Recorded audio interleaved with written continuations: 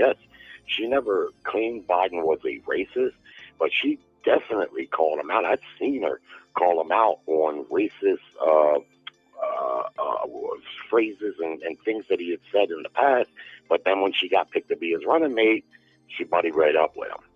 So they're all guilty of that too, in my opinion. Flipping and pandering, and this is politics 101, and it really shines a light on how, I don't want to say corrupt necessarily, but disingenuous politicians really are. Man, we got almost... They tell you what you want to hear. Yeah, and that's part of the game. Look, man, we got almost 800 votes on the survey.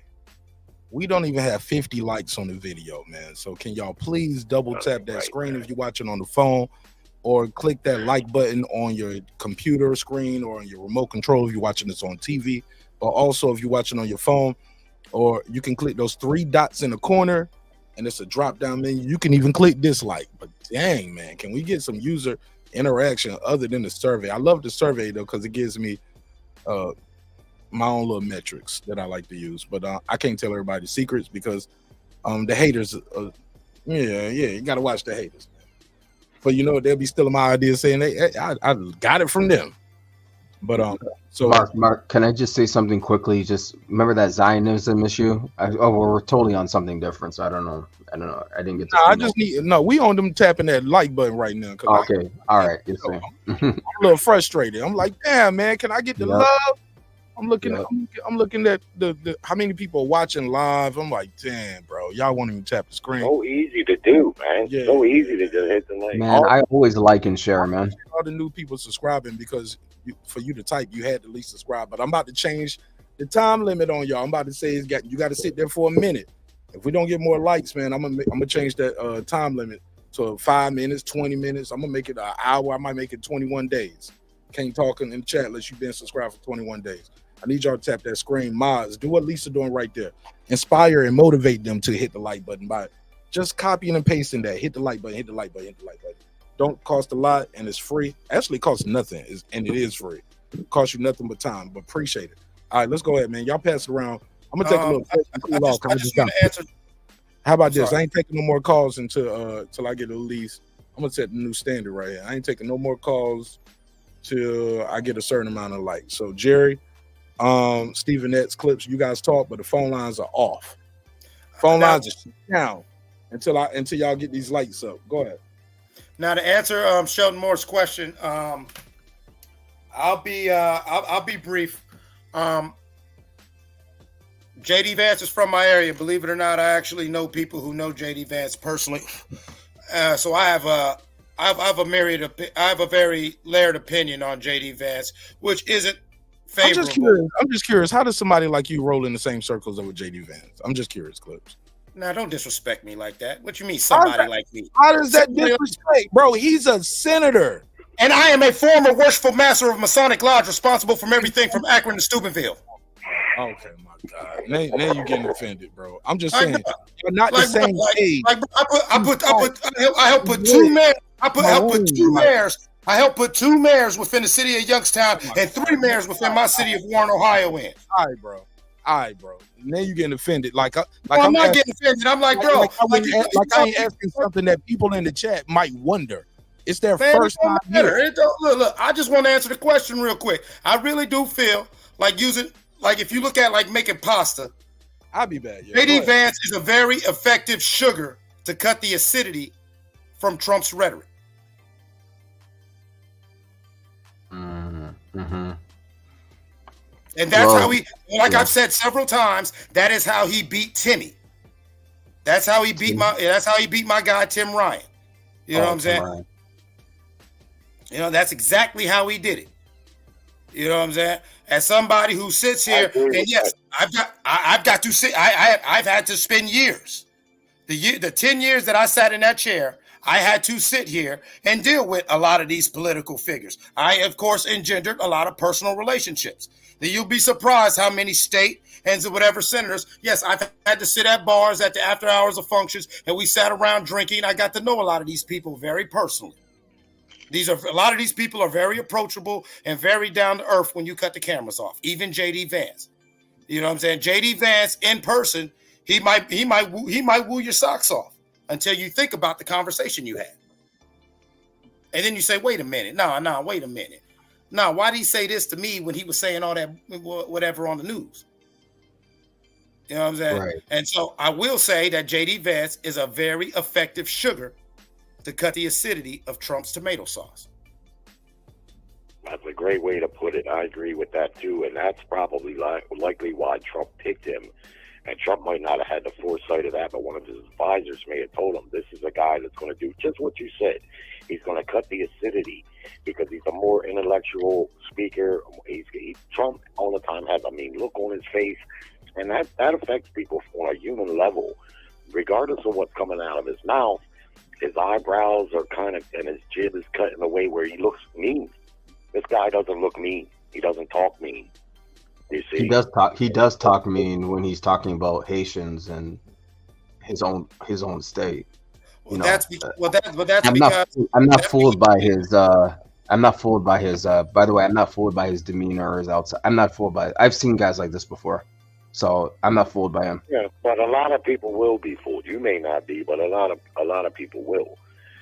Just from a human nature standpoint. And if you're just, totally closed-minded to anything on the Republican side, you're not going to buy. Wouldn't matter if they put Jesus Christ and self right there. You wouldn't want to hear that either. If it was all due respect. I wouldn't want to what? I don't think no matter who would be up there as running mate, you would entertain at all, unless they just totally collapsed or whatever.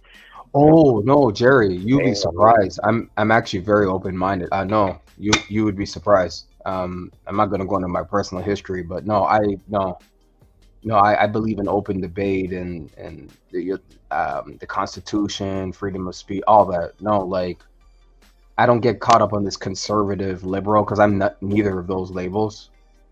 I'm more left of liberals, so. Yeah, that's all just a media. That whole liberal, I'll listen to anybody. It doesn't matter. So I didn't like what Walz normalized him last night, agreeing with him and all that crap, and he just made him look normal. This guy is not normal. He believes the stuff he says because he's an opportunist. JD Vance, that's why I called him a carpetbagger. He's a political opportunist. We can at least agree on that. Now, he only cares about his own personal. Yeah, of course, but who isn't? Well, there actually are some politicians that are selfless. I've met some, like Cynthia McKinney, out there in Georgia. I've met her personally. There are some. I mean, the ones that no longer have a political career usually took a principled stand, like her. Like this whole Israel issue, she went out there. I don't know if you guys remember that, but no, there are some politicians that are completely selfless. They go into public service to do exactly that, public service.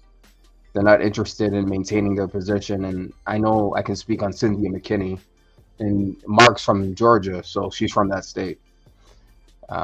There's some politicians like that, but yeah, I agree with you. A lot of them are self-interested, which is the problem with our politics, because you shouldn't be getting into politics for a career.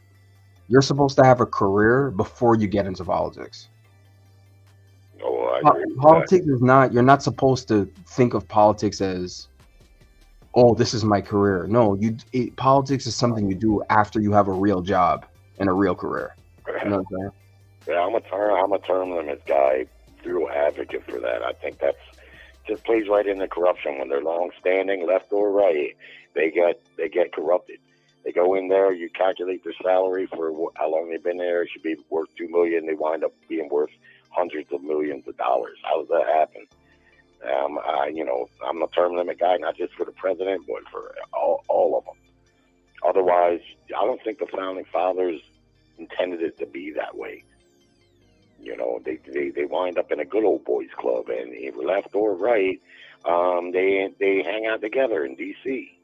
They're birds of a feather in a sense. Who is it? I think it was George Washington. that decided not to run again. Look it up. George Washington. Like, this is the kind George of Washington precedent. Yeah, he's like, I'm not running, like totally selfless. He's like, no, we're not repeating what happened in England. We're not doing this again. We're not doing this dictatorship again. You know what I'm saying? And Joe Biden, with his decision, okay, we can be cynical about it, but at the end of the day, he did something, in my opinion, that was completely selfless. Because he could have very easily ran again, but he listened to other people and was like, okay, I can't do this, and bowed out, just like George Washington. You know, nope, I'm only going to be George Washington said, I'm only going to do one term. That's it. There's no dictators in this country. None. And anyone that knows my background, I come from a country where they still have allegiance to the monarchy. So I got an international perspective on this whole thing. I'm telling you, this country right here is unique, and you better maintain it and not elect this orange. What did you say, Clips? This orange baby, because this dude is from Germany. Trump is not a friggin' American. He's German. Yeah, well, and to be fair, George Washington did do more. Yeah, and George Washington did more than one term. He had 8 years, bro. But let's pass it around. Okay, I didn't know that, but if you're going by that, like I said, like I told somebody in the chat yesterday, America is a country of immigrants. Like George Washington's grandfather was the first one in his family born here, but he comes from English descent. You get what I'm saying?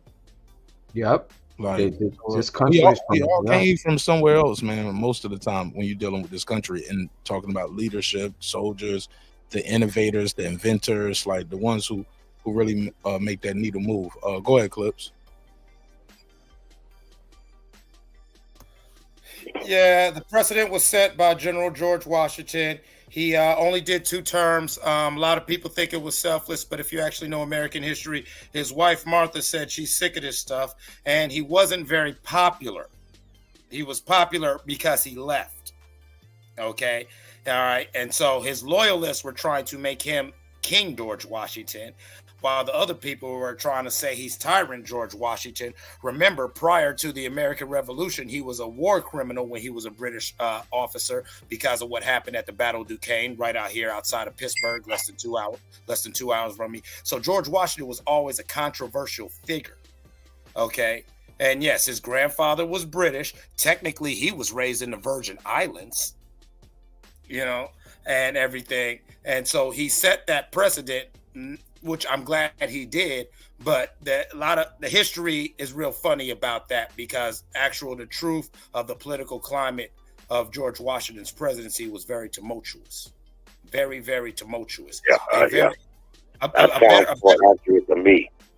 Yeah, a better example of what you're trying to say, Stephen X, would be John Adams, who, after being vice president, he was president, and then he eventually became head of the, I think, Senate or Congress, because after he left the presidency, he went back into the whatever. And so he stepped down. He didn't want too much power, but he wanted to stay a part of the political discourse, because like John Adams said, this American experiment is very fragile, and we needed a steady hand at the wheel, because he saw in them early days, you could get somebody who becomes a very popular, a very populist, say, political figure, and he can make himself king. That's the thing about democracy. What people keep trying to talk down on, that we're not talking about, is what Trump did with the Supreme Court. Now, if you are a Republican and you're somebody who likes those platforms and ideas, you're going to say, oh, what Trump did, that ain't no problem. But what I've always said to Trump supporters is that the pendulum swings within extremes. You may like it that it's your guy doing this. You're not going to like it when you have a Democratic president who impanels a Supreme Court that'll just rubber stamp anything he wants to do. Now with Trump's immunity ruling from the Supreme Court, forget Trump. All you people who are scared of Kamala Harris, if she wins, she's got immunity. Anybody who becomes president now, thanks to Donald Trump, can become a dictator with just a few. What all he needs is a few sycophants in the Senate and Congress, and as long as he has a majority in that Supreme Court, ain't nothing you could do. I don't care who that president is, and you could thank Donald Trump for Clips. the door open for democracy. Clips, let me ask you a question, because you know where let me tell you how big this election is. When you're charged with a crime in America, who charges you? Because you're a smart dude, man. When you're charged with a crime, who charges you? It's the what? The state. Right, the state. Do you know how it is in Canada? I'm just asking. It's not a got you question. I'm going to tell you. When you're charged with a crime in Canada, do you know that it's the monarchy of England that charges you? I was aware, but I wanted you to say it. Yeah. So right now, the King of England, when you're charged with a crime in Canada, because you guys know my history, right? It's the King of England versus you. In America, it's the people of whatever, New York, North Carolina versus you. America will lose the Republic if they elect that orange baby. I'm telling you, it's going to become Canada and worse. You don't want to become like Canada. Canada is a great country, but you don't even want to be like Canada because Canada is not a republic. It's a friggin' constitutional monarchy. Yep. They didn't fight a revolutionary war. They sided with the British against the Americans. Do you guys know history? I know you guys know history. It's a rhetorical question to the audience. This election, this dude is a dictator. He's a fascist. Okay, if that's going too far, he's a crypto fascist. So he's almost a fascist. A fascist nonetheless. That only cares about saving his own hide because he's a convicted felon in New York. Well, the main thing is, the problem with Trump that I had a problem with before he even brought his orange self down that golden escalator was he's a technocrat. And he's 100% beholden to the technocrats, like I've spoken on this show before. Okay? All right. And the problem with technocrats, and this is why I'm so whatever when Trump supporters talk like he's a populist president and he's for the people. If you know this man's history and you know who empowered him, this is the corporate he represents the corporate oligarchy that monarchies and this republic was designed to resist. And so when you look at and they say, oh, how do you say that? Why do you say that? If you know the policies of, like I said one time, a synarchy and everything, if you know what a synarchist is, and what a true technocrat is, and listen to Trump's policies and listen to what it is, back to what you were saying, Stephen X, about the coded language, he's doing that. This is the play. Now, actually, back to even what we were saying about Zionism, that was the play, to corrode within.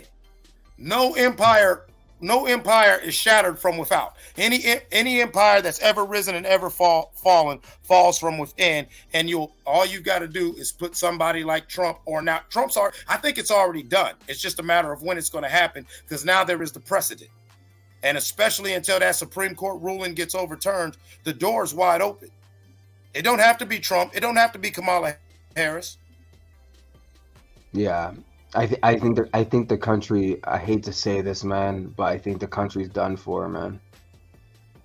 Like, I believe Kamala will win, but the thing is, this guy's a sore loser, so he's not going to accept the election results. I go out to these rural areas in the South. I see the Trump flags. These people, they're not gonna accept losing. I think he's gonna lose. I really do, and I think it'll be a sweep. I think it'll be like 4 games to nothing. Like, I don't think he's gonna I'm giving it like a basketball playoff series. When a team wins 4 games, they sweep them. I think she's gonna get way more than 270 votes, and he's losing North Carolina. By the way, if he loses North Carolina, it's over. He cannot lose North Carolina. I'm telling you. I agree with you, Stephen. I see. If Kamala wins, I see it being when they call it, it'll be 270 to 275, 270 or 275, depending on which state she gets, to maybe Trump being at maybe 190 to somewhere in the 210s. where it'll look close for a second, but once, like you said, just like with Joe Biden, once states like North Carolina and South Carolina start falling blue, it's going to get crazy. It's if you know how the electoral college works, it's like, once you grab up California, that's how many votes. Once you lock up 5 to 10 of these states, especially some of these key states, you're already just sitting at 200, just chilling. Right. Yeah. You know what I'm saying? And just stagnant at 200. Yeah, you're not moving. Yeah, and then it's the same with Donald Trump. If Donald Trump wins, I see it being a little closer, and I see if Trump's able to swing, if he's turn some of these blue states and flip them, it'll be real close. They'll be like 220 to 230. We're going to be up till 2 a.m, especially with that BS that they're doing in the state of Georgia, where they're going to have these people hand count these votes. So that's going to be interesting, waiting for those results to come in. Man, bro, that better not happen again, man. That better not happen. But I think you hit the nail on the head. Regardless of what happens, if he wins, we're going to see a crazy nanny boo boo from the extreme right that could get violent. And if he loses, it's definitely getting violent, because the one thing that the right side of the political spectrum, i.e. Republicans, have shown me is that they are not good sports. They pout, they take their ball, they run. Once again, Jerry, anybody who supports Trump or the conservative movement, I ask you, I have been very politically astute my whole life. And I've been around since Carter. Happy birthday, former President Carter, by the way. Hey, he's 100, man. That's a high milestone. And the oldest. I saw the picture of him. Yeah, he's 100.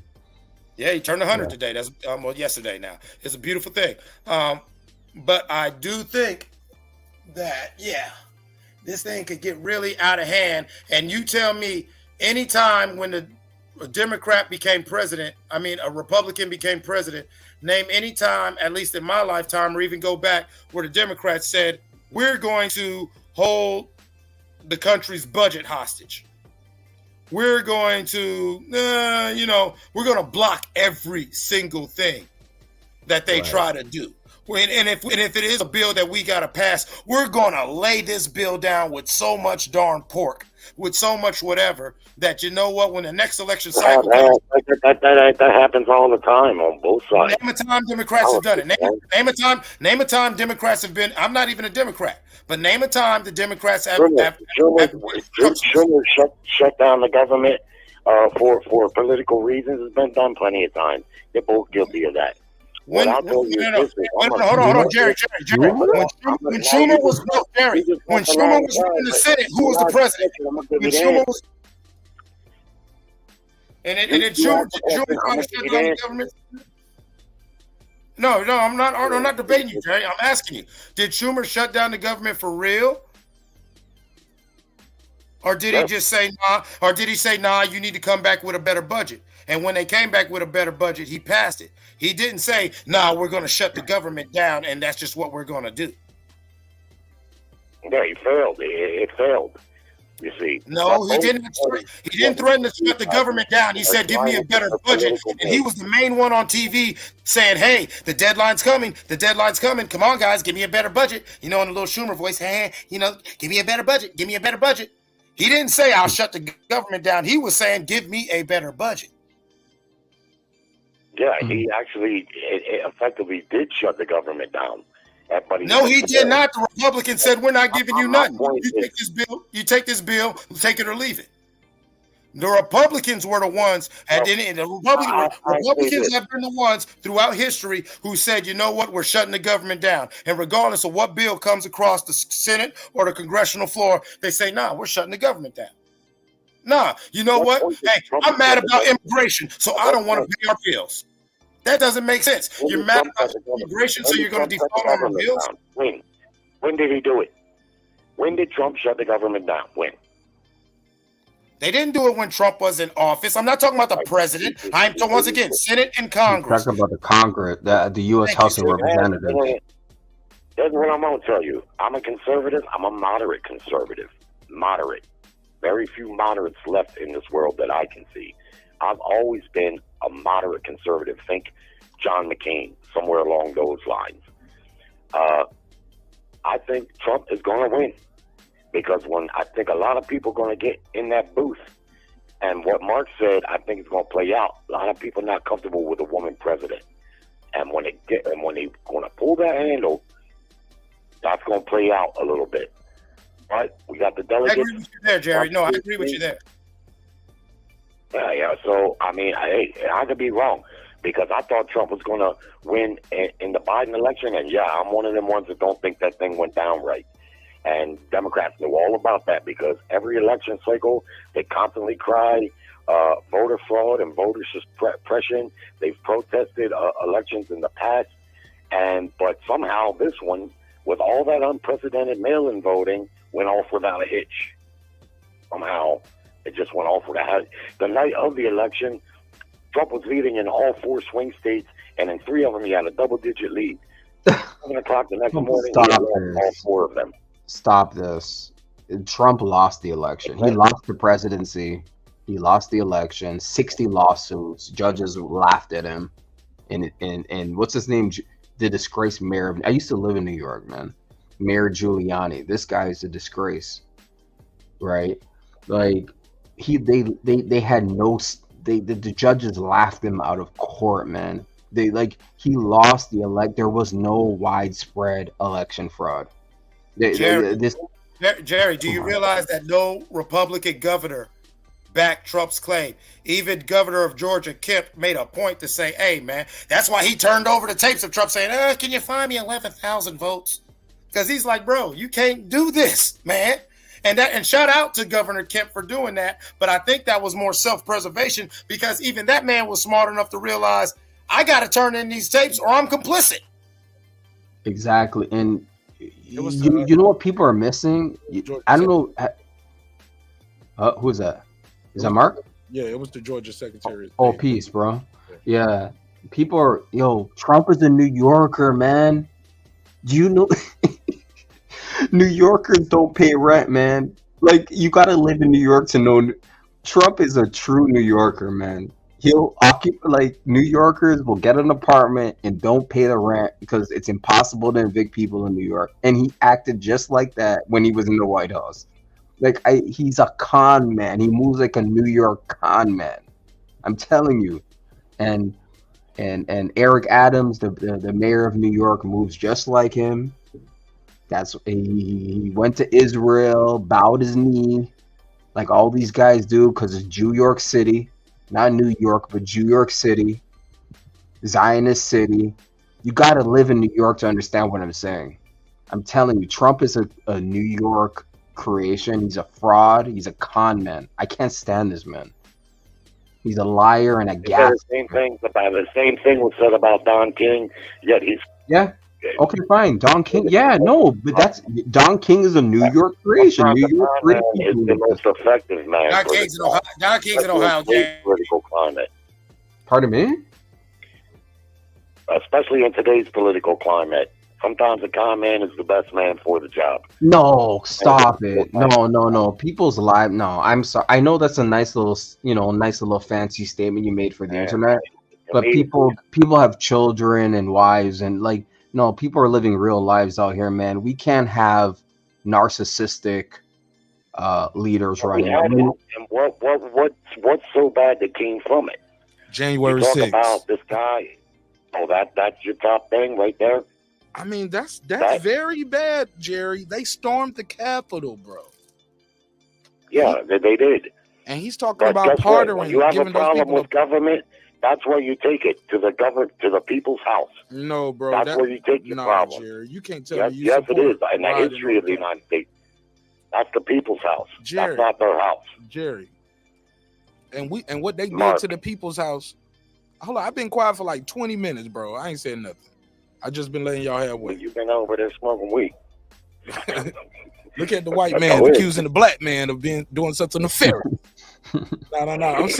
I'm serious though, Jerry. That's not we can't do so. You was so if we don't like the election, what happens this time? We should do that same thing again and again and again every time the election don't go your way. Because I'm gonna let you know if Kamala Harris doesn't win, You think that January 6th is gonna go the same way if it's a whole bunch of black folks storming the Capitol?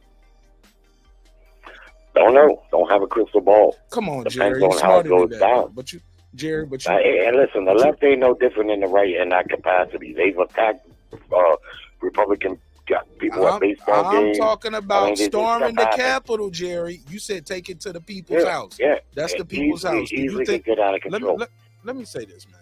Jerry, we can't support that kind of behavior, bro. We can't. Even now, Donald Trump won't accept the fact that he lost. You don't think that's a problem? Even when tonight, yesterday now, his running mate, the guy who's gonna be there if Donald Trump all else fails, JD Vance, he could not admit that Donald Trump lost the 2020 election. You don't think that's problematic? No. Wow. Go ahead. Tell me why. Just like Hillary didn't concede until the very end. She's not a president. She's not a president. I'm talking about Donald Trump. Hold on. No. Donald Trump was the president of the United States, bro. Not somebody running. Hold on. She was running. Bro, hold on, Jerry. We gotta stop it. We gotta stop that. Well, unlike Trump, she actually won the election. When it was time for re-election, which she never got to because she didn't win, Donald Trump was the sitting president. They were running through the halls saying, hang Mike Pence. He's on record saying he deserves it. Are you kidding me, Jerry? You think this is the way to go? You can't believe that, Jerry. You can't believe this. I'm a Trump supporter. I don't support everything he says, but between the two, wow, I'm always going to go Republican. I don't believe in democratic policies. We ain't talking about policy. We're talking about, can you accept? Well, we're talking about no. We're talking about, can you accept the election results? Trump still has not accepted the election results. His running mate could not accept he wouldn't publicly admonish or accept it tonight. You're saying you're okay with that? I don't. I agree. I thought it was dirty. Yeah. Yep. What was dirty? I thought it was dirty. What was dirty? The election. So you think Trump they stole the election? Wow. Yeah. Wow. I got all I need. I'm going back on mute. I'm gonna go back on mute for the next 20 minutes. Bro, we're this country is in trouble, man. Bro. So, and Stephen X, this is what I'm talking about right here. And no offense to you, Jerry. You know what I'm saying? You know, I got love and respect for you, and I respect your opinion. But this is, I feel, the problem. Okay, I'm not a Democrat or Republican. I will call BS. Okay. All right. I could tell you, you know what I'm saying? If it makes you feel better, we could take some time. We could take the time and I could list you and I could enumerate all the things that the previous as well as the current Democratic administrations have done that misserve the American people.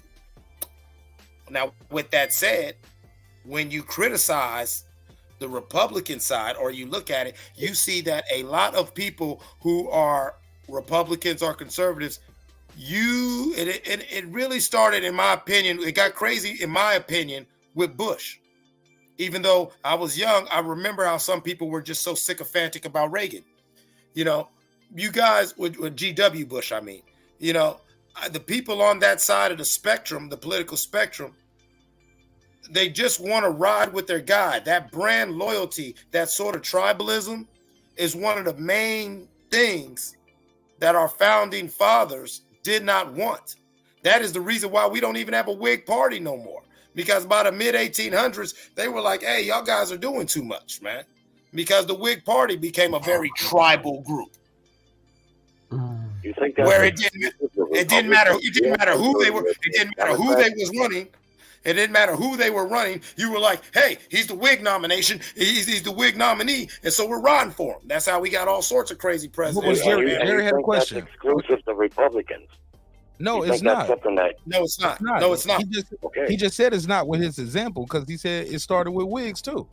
Other people have done it. So So okay. So I mean, it's a moot point really because it's the same on both sides.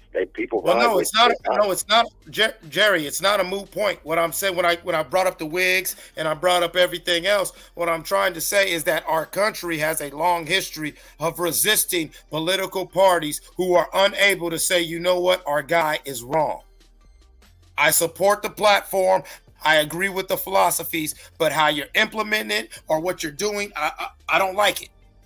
And Man, it like look, Clips, they rolled with Nixon until he did that Friday, was it Saturday Night Massacre, Friday Night what was it? Yeah. I forget what it exactly was called. Where he fired Night Massacre. Yeah. Where he said, fire him. I want this over with. The guy's like, I can't do it. Well, you fire him. Well, I want this over with. Nah, I can't do that. I'm gonna resign. Get the third person in there. You fire him. Okay, I'll do it. Like, that's why I'm against. Look, I remember when Trump was doing what he did. No, did his party not ride with him?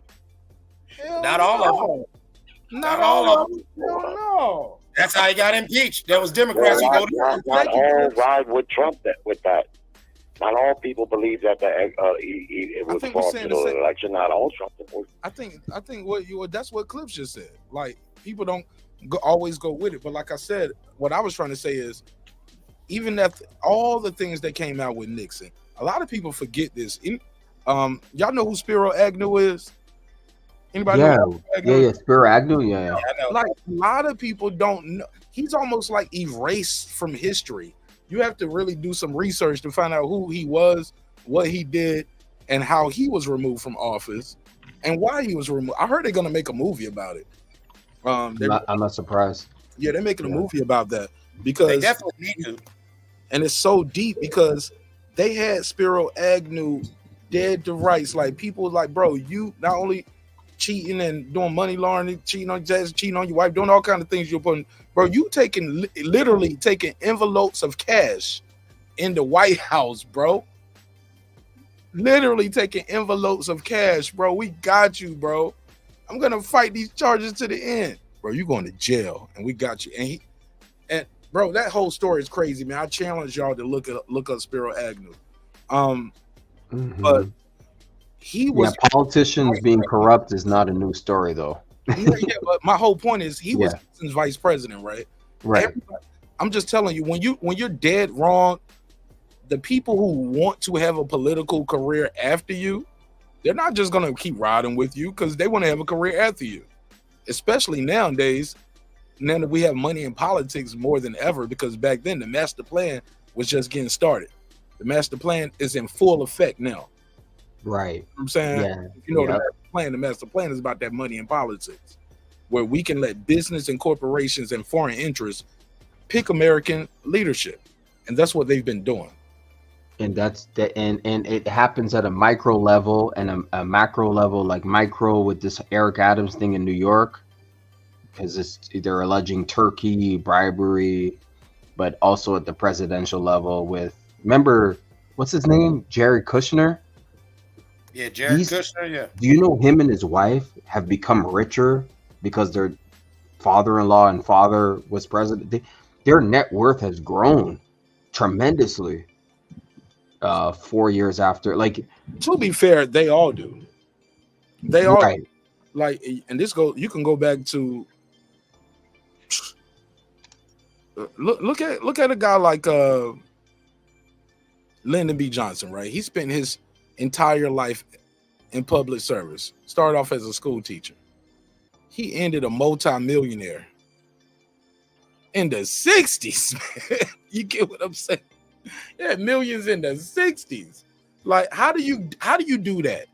Nancy Pelosi, she spent her whole life in public service. Why is she a multi-millionaire? Now, granted, she did marry well, but her net worth alone is through the roof.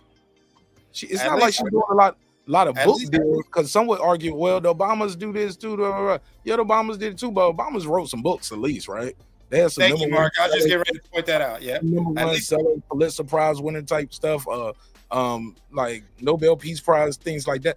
Like, how do you start your whole career in public service and in like a multi-millionaire? And I think a lot of that is because they're allowed to be on committees and boards, and they get to bet against and for their own interests. Like if normal Americans like you and I were able to pick the same stocks as Nancy Pelosi had, wow, we would be wealthy too. Don't forget, they don't have to pay anything for healthcare. So if you get sick, get cancer, you go to the best doctors, get the best treatment. We're going to make sure you get a transplant before anybody else. But not you in the chat, AJ, Katz Tapia, Philip H., Lisa Bell. None of y'all, Puro. You guys, we can't give you free healthcare. Pull yourself up by your bootstraps, son. It's sick. It's sickening. Wow. Yeah, it's power corrupts and absolute power corrupts. Absolutely. And I keep referencing New York just because of the whole New York story. It's a special place in this country. The corruption, the police commissioner resigned. The mayor is under federal indictment, who was attached to Diddy. Diddy had the key to the city last year. Turkey, bribery. Man, that's just a microcosm of what's going on at the national level, in my opinion. And to me, we need ethical leaders. We need ethical people. Like this discussion right now is extremely important. It's very late in the morning or at night, but I'm telling you, do you know this message is getting out to a lot of people, and they're going to hear it. And we're doing a public service right now. Because, like, I don't know, clips, studies, we all study, you know what I'm saying? And the average person is not studying. How the hell are you going to have a democracy if you don't read? How the hell can you have a democracy if the citizens don't read books or educate themselves? They're just like sheep. They're going to follow talking points that they hear on TV. And that's the state of the American electorate, unfortunately. And not everybody votes too, which is problematic. I think people should vote. You know what I'm saying? Not only should people vote, but you brought up something. You've got to arm yourself with your own education. I'm not speaking down to anybody, whether you agree or disagree with me. But how many of you have actually really studied and researched this stuff? How many of you have actually really involved yourself in the political process on the local level, let alone your state or national level? Not trying to flex, brag, or nothing, but that's what I did behind the scenes for 26 through 37. That's what I did. You know, that was part of my job. Okay, and when you actually see how the sausage is made, I cannot stress again, without trying to sound all crazy or whatever, I've sat in the smoke-filled rooms, and these people who are tearing each other's heads off on TV got their arms around each other, drinking, having a good damn time, laughing, sharing hookers. I was there. Okay? Yep. You know, I was there. Yep. This is what happened. Hookers. They share hookers. Yep.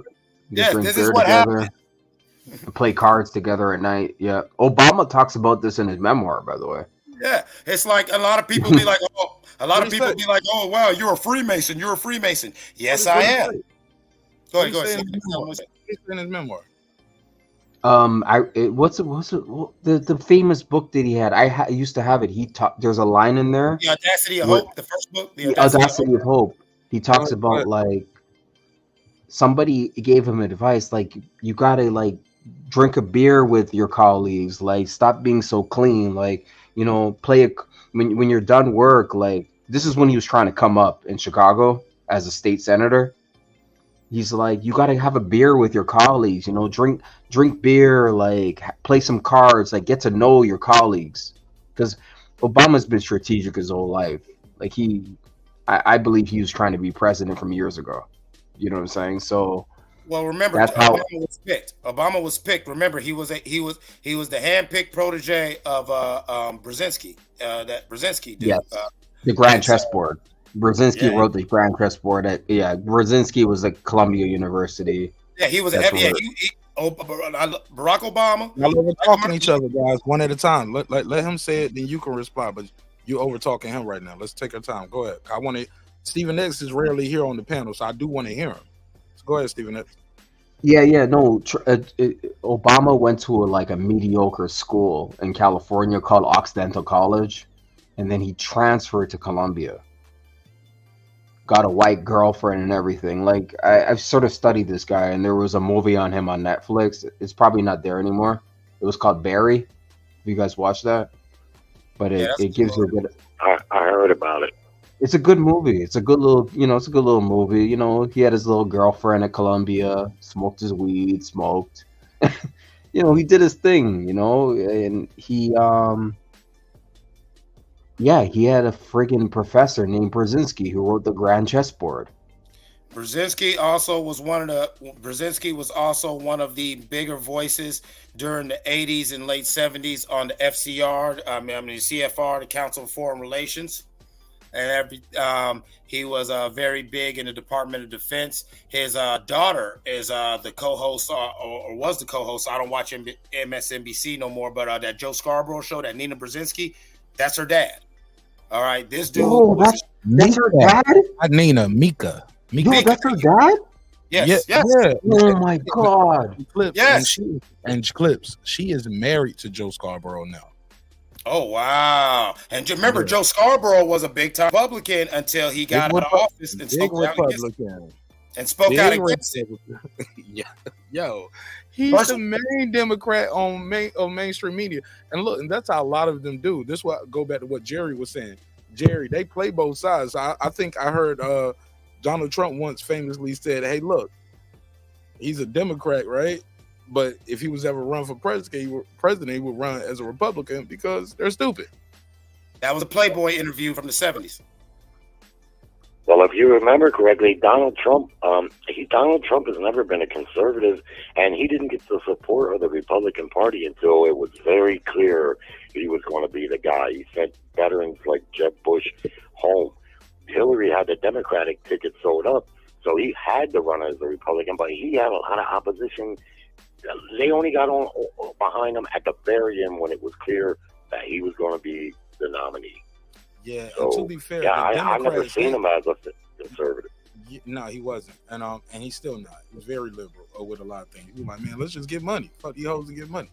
Fuck bitches, get money. Respectfully, pardon my language. I'm sorry, I caught myself. Look, at best, you could call Trump a fiscal conservative. Fiscal. So I would say I wouldn't even call him that. Not me, but I like the New York con man. He's what I would say is about what Jerry said. Hillary had, what you say? She had it sold up. No, they sold it up for it because what we found out later, they did, they robbed, like how some people say, and this is my issue with the Democratic Party. They don't really let the people choose, man. And somewhat, I don't follow too much with the Republican side too much. As much as I study what was happening on the Democrat, I'm like, what keeps going wrong? What keeps going wrong over here? Everybody, my mama vote for it, either losing or they get elected and they do something totally different. Like, so me being black from the hood, where everybody was voting for Democrats all the time, it made me do some research. You know what I'm saying? I'm an inquisitive type person. Y'all see me all the time. I'll Google in the middle of a show, like, hold up, this don't sound right. So what they did with Bernie and the other candidates that to push the establishment candidate, like it was disgusting and downright should be criminal. And if you ask me, sound like election interference on the Democratic Party. But who's gonna hold them to test? Other Democrats? Never heard of it. Go ahead, Cliff. The only way that could happen is if Joe Biden bucked the system and no, I want to stay in. I want a nomination. But Joe wasn't going to do that. So like Mark's saying, no, even though that, yes, I agree with Trump supporters and Republicans on Kamala being the nominee. That's a little iffy, but here we are now. And because Joe did not speak out against it, you got to ride with it. You know what I'm saying? You got to ride with it. Just as if you had a Republican president who, he sold up the nominee and said, you know what? Nah, I'm going to just drop out the race or whatever like that. Yeah, they would probably take the next person because it's too late in the game now. And so that was very shrewd. And I kind of think that was telegraphed. You knew they was going to do that. Remember, Joe Biden was going to run after Obama, and they said, sit your butt down. It's Hillary's turn. Yeah. Right. Yeah. Well, like Minister Farrakhan says, these presidents are selected before they're elected. Well, no, that's how it worked. Well, first of all, let's get back to the whole thing about every president in some way or some form is a descendant of John Plantagenet, King John Plantagenet of England. Okay. That goes back to the bloodlines. It all goes full circle, Stephen X. Watch this. To the Zionism and the real Jews. The Plantagenets. You know what I'm talking about. We ain't got to get too deep. Okay. So King John. So you've got to be somehow of this bloodline.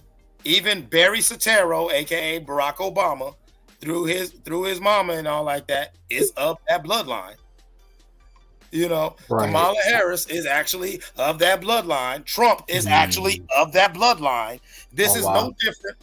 This is no different than the 2004 election with Bush and Kerry, where it seemed crazy, but I kept telling people, listen, man, these are both bonesmen.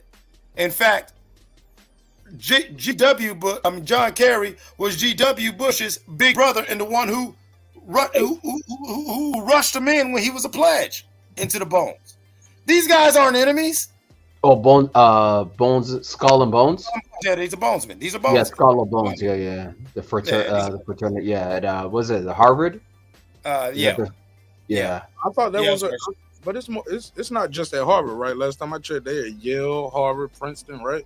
Well, the actual real one is where you actually go to get rushed in and everything like that, where they supposedly have Geronimo's skull and do all the little rituals and all like that. That's at Yale, to where they do have bonesmen who don't go to Yale, but when you want to get rushed in, you know what I'm saying, I don't care if you're at Brown or Harvard, you're going to be on the Yale campus for those ceremonies, because the Bones house is on Yale University, if I'm not mistaken. Right. And remember, man, I'm telling you, you just like really got my brain thinking, to become president, this is a very exclusive club, man. Like, this is a very exclusive. Less than 50 people in the country, bro. Less than 50. That's deep when you think about it. What you think, Jerry? Like, man, he's talking about a club. Like, this ain't, bro. The President's Club. The President's Club. Jerry. Yeah. I mean, they all look like you up until one. And he looked like them, only he was a little darker. I'm trolling. Go ahead, Jerry. One thing I want to comment, and then I got to go because my phone's dying. But I thought you was on a house, and I thought you was on a rotary phone, like a house phone. No, it's a house phone, but it's cordless. Oh shit! You got one of the old school cordless. It's like at my grandmama's house. Damn, Clutch, you ain't let me get my jokes off. You jumping in there? Let me lead. Hello, Jerry. Hello, Jerry. So you got a cordless phone?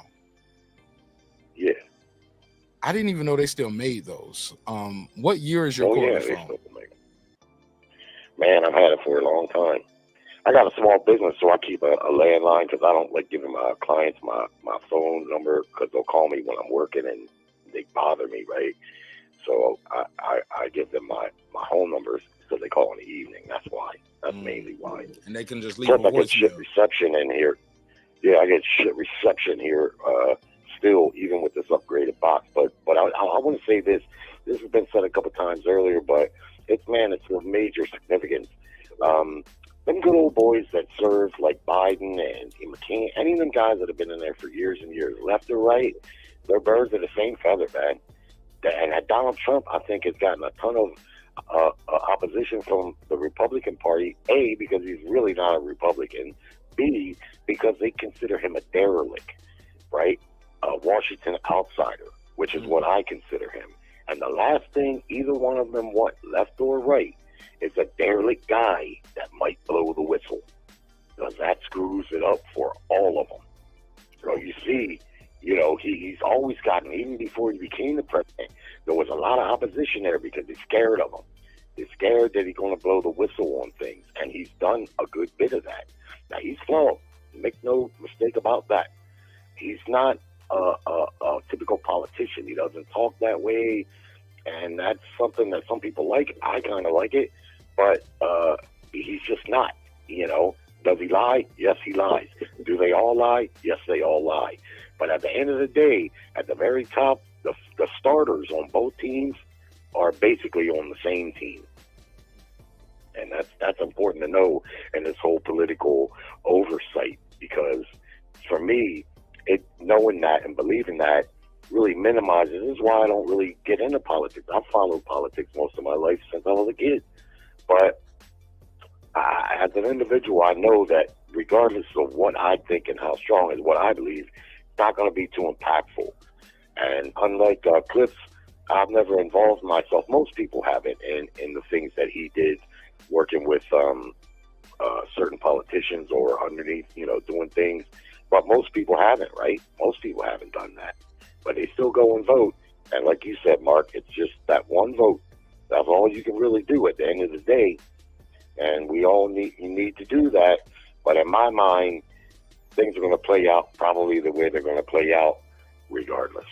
Yeah, gentlemen, this was a very informative conversation tonight. I learned some things here tonight. It's interesting stuff, and all due respect to all y'all guys. Hey, Jerry, real quick before I let you go, I got a question. Real quick before I let you go, Jerry, I got a question for you. Man, what you think of Tank Davis fighting Lamont Roach, bro? I can't stand it. I'm just about done with Tank, man, and it's a heartbreaking thing, man. I don't get it. I don't get it with him, man. He's running out of PBC cherry picks, and the people that handle him, they make their money on him, whatever it is. I don't think it's nearly what they pretend it is, but there's just too much talent between 135 and 140. Yeah, 140, because to me, he can fight at 140. He's done it before. They brag about he knocks out light heavyweights routinely and stuff. This guy can fight at 140, but if his people are ducking the smoke, of course they're not going to want to do it. Now they're going to pull this guy up, I understand, from 130. I don't know who. I've never even heard of this guy. Apparently he's from this area, Baltimore, D.C. area, but I've never heard of him. And he may not be a terrible fighter. The fighters Tank's fighting aren't terrible fighters. They're not complete cherry picks, but it's just too much talent there. And people say, well, he's at 135. Well, guess what? He didn't fight Devin Haney when Devin Haney had all 4 belts and the Ring magazine at 135. He didn't fight Loma at 135. These guys have moved up and moved on a lot on you. See what I mean? They don't even bother calling Tank out anymore because it's like they know it ain't going to happen. So they would hardly even bother to call him out anymore. Disappointed with him, and he's had 5 pay-per-views. I've bought them all, even though I only thought the Ryan fight would be competitive. I'm not buying this one. I can't do it no more with him. He's going to have to step up and fight one of the big names and get going on that. I like him. I still like him. I would probably pick him against pretty much anybody between 135 and 140 because I've never seen power at 135 like he has. He's a hell of a puncher. But I'm tired of taking his word for it and his people's word for it, Time to make these big fights. Make Devin Haney a real offer. Devin Haney right now looking for a fight. Man, you could probably get him cheap. Make him a real offer so at least people can say, well, they actually made him a real offer, and then if he turns it down, then that it is what it is. But come on, man. What do you think of that fight? I don't like it. That's why you don't see me covering it and talking about it. I just sandwich that in the middle of this commentary before I let you go, just for the sake of conversation. A fellow, I can't even say I'm a quote unquote, Marylander or Baltimorean or whatever you want to call it. But I used to live in Baltimore. You know what I'm saying? I got family there. I still rep Baltimore, but hell no, bro. I can't get busy with that. Yeah, it's disappointing, man. I ain't never been a fan of a fighter. It's too much talent at 135 and 140 for you to be bringing up another guy from a smaller weight division, and you already a knockout artist. Right. You get what I'm saying? You're a knockout artist. That according to your record, according to your fans. Yeah, he is. And he's a knockout guy, man. But you and I would probably pick him. Yeah. I probably pick him to beat these other guys too, but like Haney, Shakur, like who knows? Like T.O. Because I don't think he's just a wrecking ball and just a power guy and can just I think he has more skill than a Matias, who's a knockout guy. Pound for pound, some people ain't gonna like me saying this, but pound for pound, skill for skill, he's better than guys like a Benavidez or Beterbiev because of what I see him do in the ring: footwork, head movement, jab, shot placement. But he doesn't have the accolades. He don't have the competition on his record to substantiate those claims. So, and I can't give him that. That's why I got guys like Beterbiev over him. I still got Benavidez over him. You know what I'm saying? And people don't like that. Well, it's all debatable. I think it's debatable how good of a boxer he is. I don't think he's a bad boxer. He can box. I don't think he's a good. I wouldn't rate him a good or above average boxer. To me, he's a patient guy. Yeah, to me, he's a patient guy who knows how to set the traps. And once he hits you, that's all she wrote. Because I've seen him get outboxed in almost every fight that he's in. Now, he doesn't get terribly outboxed. It's not like he gets outclassed entirely because he can box, but he's short. And he's kind of built for punching, and he's shown with his record shows, man, if he connects on you, it's bad news. And Shakur Stevenson, I would say, is a much better boxer than Tank Davis. But I think before that fight's over, he catches Shakur. If he don't run, and I mean straight up run, at some point he's going to get caught. And for me, what I see from Tank, if he catches you clean, you're either out cold or you're soon to be out cold. But having said that, we know from watching fighters like David Benavidez, when you step up to a different class, when you step up to them top guys, it's not really how much they can put out. What makes the difference in the top guys is how much they can take. That's what makes the difference with the top guys a lot of times. And a lot of times their chins are better than the B-level guy or the C-level guy or the guy moving up. You see what I mean? If they can take it, you know. So Tank hasn't really fought a guy that I could see, you know. I mean, I was a big advocate for him fighting Gary Russell. I'm like, what's the problem, man? That's a built-in fight right there. Gary's from the Baltimore, Washington area, and not now because he's been so inactive, but there was a time when he was a pretty popular fighter, you know, relatively speaking, especially in his region. That fight was, that they easily could have made that fight, but he would ignore Gary, among others, you know, and right out his own mouth. And I was talking with some guys today earlier, what's more damaging than anything, and we talked about this, Mark, is he was asked about it, and he said, I've never asked for those guys. Never. Sick. That's about as incriminating as it gets. That clip gonna live in infamy because there's nothing you can say about that to make that okay. Nobody, bro. Yeah, bad luck. Yeah. But it's almost unbelievable. Let me just say this real quickly. It's almost unbelievable. Like, if I didn't hear him say it right out of his own mouth, I would swear that it's not true.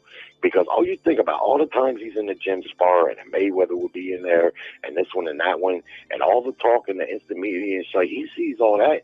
He would have told me, you ain't never said, look, I'm tired of this guy running his mouth, Floyd or Al. I want him. I want to whoop his ass. Never. That's bad commentary, bro. I can't believe it, bro. I still can't believe it. Like you said, I would not have believed it if he did not say it out of his own mouth. And it's disappointing and sickening. All right, Jerry, I'm gonna let you go, man. Thanks for pulling up, bro. All right, guys. All right, don't get yep. All right, see you in the next one. See ya. Hey, Jerry, I promise I'm gonna give you some good boxing talk next episode. All right, go ahead, Clips, and we'll circle back to Stephen X. Yeah, shout out to Jerry for standing on his square. And like I said, man, if you support Trump, you're a conservative, I ain't mad at you. I'm not mad at you, but I will give you pushback if you act like some of the ways that some of these things are going is actually good for our country. And to the boxing talk, I'm familiar with Lamont Roach. He's actually a pretty good boxer who's got some good length. You know what I'm saying? Pause to him to where I really do think, you know, he can box with Tank, but like Jerry pointed out, I've pretty much seen Tank get outboxed in every fight almost that he's been in, but Tank is smart enough to, like he said, set that trap, and Tank's power is what always bails him out, which that's the reason why I'm not sold on Tank the boxer, because as you see with Deontay Wilder and some of these other power punchers, How do they act when they did? I want to see how Tank acts when he fights somebody who could take his punch. So he's 5-6 rounds in. He's been getting boxed up, you know, so might have a couple speed knots on his forehead, and he finally lands that left hook or that right to the body or any of that, and the guy doesn't go down, and he takes it. That's about the only thing that Tank can show me, because that's the one thing I haven't seen from Tank, you know. So far, I haven't seen nobody be able to take his punch to where, yeah, you could outbox him all you want to, but once he catches you, well, shit, lay down. We'll wake you up when it's over. And look, and for the record, for the people who don't know, let me make a public service announcement. We have Dub in the chat. Dub is also known as AKA Zach from Black. He's the guy that called into the show since yesterday. Dub right side is one of the members to our neighborhood here over here. So let's not get them confused. Not the same person. Two different people. Two different areas of the world, two different races, religions, all of that. So cultural backgrounds, political views. I think they're both Trump supporters. I think Dub and Dub right side both support Trump, but Dub is not Dub right side. Just want y'all to know. And I felt I needed to do that. Go ahead, Stephen X, talk to me. Hey, bro, like, man, I wish I knew the name of the minister, but there's a former Israeli minister that says, like, she used to be in the government in Israel, and she was on Democracy Now! With Amy Goodman, and she talks about the trick of the Zionists in Israel. So in America, if you criticize Israel or Jews, they call you an anti-Semite. And if you're in Europe and you criticize Israel or Jews, they call you a Holocaust denier. And she said this is a trick by the Zionists to silence you. This is what's been happening in America. It's been happening. By the way, it's not just in America, it's in Canada too. These people have tentacles all over the earth.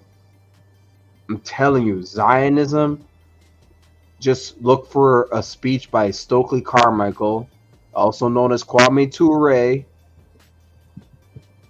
You want to meet a real revolutionary, study Stokely Carmichael. He does a great speech on Zionism on YouTube. Well, he's dead now. He's buried, but his knowledge lives on forever. Study this thing called Zionism. That guy Zach that called yesterday or 2 days ago and said he just heard of the word Zionism. He needs to listen to Stokely Carmichael, man, because everybody in 2024 needs to know what Zionism is. It's the most evil thing on earth. I'm telling you. Well, I agree with you, Stephen, but let's not even do that. I'm with Mark. Let's not use the influence. Let's study, like I keep telling people, just anybody. Don't take my word. I don't know shit, okay? Study Zionism. Learn about its founder, Zabatini. Learn about Joseph Frank. Learn about the stated goals of the Zionist agenda. And then look at the current state of the world and look at the current people who are open Zionists now. And back to what you were saying about the trick that they played. What did I say? Zabatini's stated goal during the Crusades was to infiltrate Judaism, Christianity, and Islam, which they successfully did. Okay. Right. They successfully did. And what they did was they made it where certain things you can't say. Censorship. Exactly. And so because things started getting censored, and then once the Zionist bankers, this is before Rothschilds even came in power. These are the people who the Rothschilds took their cues from. They saw the way that these bankers would tell the monarchs of Europe, hey, we'll give you all the loans you want with low interest rates and all like that. But you can't say this. Oh, wait. You talking about that? You talking about this? All right, no. Well, you know what? We're going to recall our loans. You don't believe me? Study how many popes were held hostage by Zionist bankers. The Medicis. The Medicis of Italy ruled the world pretty much through banking, because there was no pope or there was no monarch who's going to speak too loud against the Medicis. Let me give you a more modern example. And some of the Medicis were black. For all you people who are like, oh, I'm just speaking about the evil white man. No, some of the Medicis were actually black, and that's documented history. Alfonso Medici was a black man, half black at least. Hey, we got black Republicans, but listen, study Hugh Hefner. Listen to me. Don't jump in it. Hugh Hefner and Playboy. Do you know that they had like a constitution? Do you know that Playboy has a written like a manifesto on anti-censorship, man? And Hefner, I don't know if he's a Jew or not. He's dead now, but like Americans should be against any censorship. You know what I mean? And like that whole like with hip hop and like the explicit lyrics, you know, like when you see the E on an album, the E meaning explicit lyrics, and that woman, what was her name? The woman that went after remember Dolores Tucker? C. Dolores Tucker. There you go. And what's his name? Tupac was rapped about her. You know what I mean? She was trying to lead censorship against hip hop, and this is the whole explicit lyrics thing. Like America has this thing, and like Playboy, and listen, man, I'm anti-censorship. That's the point I'm making. Like we have the Constitution, freedom of speech, freedom of thought, freedom of expression, but you can't yell fire in a theater. That's the limit.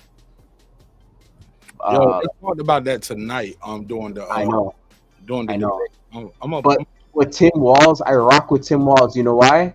Mind your own damn business. I don't want the government in my bedroom. I don't want the government in my house. Straight up. I don't. I take that personally, bro. The government, stay out of my house, stay out of my government. Don't knock on my door, and stay out of my friggin' bedroom. And that's my message. Like, yo, that Constitution is everything. Without that Constitution, we have nothing. There's no freedom, man. And that's what you fought for when you were in the military, by the way. That Constitution by the Founding Fathers. That's the most important document in human history. It's the most important document. I'm telling you, that document saved my life, man. The Constitution saved my life, man. I agree with you, but I will say that there are certain religious people who will disagree with you saying that the Constitution, but I do agree with you. I said that the American Republic and this form of pseudo-democracy that we have in this country, never seen, never done. It's a very fragile experiment that, you know, it must be held sacred. Okay? If it was Democrats storming the Capitol, you would hear me railing against them. You know, I tell people all the time, I don't care if it was Obama, I don't care if it was my mama. When we're talking about American government, this is one of the most fragile, newest experiments in human history. The history of the human species that is recorded. You know, like this is very, because remember, even the Athenians didn't have true democracy. Right. Okay. All right. And so when we don't enter not in a true democracy, we're a republic. But our democratic principles allow us to say and do and have these sort of freedoms and liberties without, because everybody can do it in the world, but you can't do that in a third world country, even though you can, but they'll just cut your freaking head off. Exactly. You feel what I'm saying? So in America, you can, and that's what I'll say all sorts of things about this country, this government, and its policies. And then after I say all that, I will say this is the best thing smoking. And I don't care where I travel or where I rest my head. You know, I am a proud American, and I will never ever turn my back on that. And I really just want us to come out of this political cycle more resolved as Americans, not in our tribalism, not as Democrats or Republicans, but resolved as Americans, and understand that our way of life is very, very fragile, and we should not be wasting it fighting Israel's war or anyone else's war. We should not waste Ukraine's war. You know, we should not gamble our children's future on your religious beliefs, because if your religious beliefs and your cultural beliefs, that's how you govern your household. That's how you govern your household. And I will agree and I will support your right to run your household as you run your household. But you don't get the chance to come to knock on my door and say something's wrong with me because I ain't got white Jesus on my wall. And definitely, if you're an agent of the state, and don't ever knock on my door. I ain't opening it. If you're a cop, don't knock on my door, bro. I ain't, unless you got a warrant. And that's why I rock with Tim Walz. Mind your own damn business, man. Stay out of our bedrooms. Women have the right to choose what they want to do with their bodies. Okay. I want to find that clip because I thought that was a free country, man. Stop it. Stop trying to control people, man. Because I think that's the biggest argument. I think they keep missing the point in this political debate. They tried it that way before, leaving it up to the states. It's been settled law for over 52 years. Trump puts the new Supreme Court in there, and they say, "Nah, we're gonna rip that up." And what I want to tell you guys is this: if they can rip that up, which what they all agree and what we all thought was settled law, once it goes to the Supreme Court, what's going to be next? Y'all want fascism is next. Y'all want to overturn Plessy versus Ferguson too? Let's go back to separate but equal. Brown versus Board of Education. Let's overturn Brown versus Board of Education, which said, hey, look, separate but equal isn't equal. These people don't have the same books. They don't have the same water fountain. They don't have the same teachers. Separate but equal ain't equal. We got to be in here together. So let's rip up Brown versus Board of Education too, and let's reinstate Plessy versus Ferguson. Because, not saying that's what they want to do or what they plan to do, but why not? What else you want to turn over? That blows my mind. Phone lines are open, 404-692-1766. I'm going to take a couple more callers, and we'll chop it up for a little bit more, then I'm going to land the plane because I see we just hit the 4-hour mark. And I do want this show to be palatable for the replay. Like, if you see a 9-hour live stream, you're never going to listen to all of that. You get what I'm saying? So I do want the show to be palatable. So go ahead. Anybody got anything else they want to say on that? But you guys picking up what I'm putting down when I say that, like, once you start overturning what we all agreed was settled law, because that's what they talked about at the end of this debate. And I thought it was a pivotal point when you start saying, hey, look, we want, let the states decide. And what I thought Walz said was brilliant. He said, look, no, you can vote for certain. No. It's between the woman and her doctor and her body and her health. Why are we bringing the government involved for what's right for this woman and her body? Because people's like, well, vote the right people into office. Same people were saying, well, leave it up to the states, and whoever you vote in office, they make the rights for your state. Vote for that. Same people saying the election was fixed. Huh? The same people that say Trump got robbed of the election are saying, hey, leave it up to the states to decide if you should get your women's rights. It makes no sense, right? It makes no sense. It also makes no sense to me, Clips, if you are a person that said, hey, look, the FBI is crooked. The DOJ is crooked. This whole place is messed up. We got the weakest army in the world. You know, everybody looks weak. We look weak. Why you want to be in charge of this failing ass company? The company of United States of America. We so trash, according to Donald Trump. He said, I'm the chosen one. Only me and only me alone can fix it. Bro, you can't fight at all. That was a crazy statement. You about to die. Let's just keep it a buck. Like, with all due respect, homie, Trump ain't gonna be here for 20, 30 years, bro. We was all shocked that Jimmy Carter made it to 100 yesterday. What's up? Shout out to my boy Reggie Owens. Reggie, what you think of the debates, man? I'm gonna call you, Reg. I want you to pull up real quick. I want to know what you thought of the debate. because I had some interesting takes. But for the nigga to call us, I'm sorry, for the man to call himself the chosen one and all of that clips, like the dude, like, why would you want to be in charge of a company that you say is trash, an army that you say is trash, a DOJ, they crooked, everybody's against you, but you want the job? Let me get the job. Would you hire that person? Like, who hired? Oh, he said he in the gym. Man, pick up that phone. You got your phone. I'm about to call your phone then. Pick up the phone when I call you, Reg. I'm gonna call you real quick.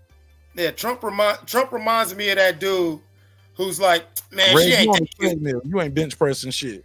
Yeah.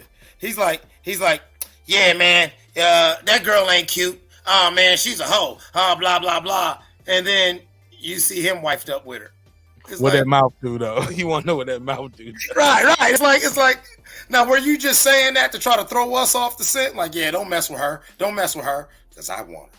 Or are you just one of these? I call it that prima donna mentality, where you know, when it's good for you, it's good for you, and when it's not good, then it's the devil. God damn it, you know what I'm saying? To hell. But 2 minutes later, oh yeah, it's the best thing since sliced bread because it works out for you. That's scary. That sort of mentality is scary in any individual, let alone somebody who's seeking the seat of commander-in-chief.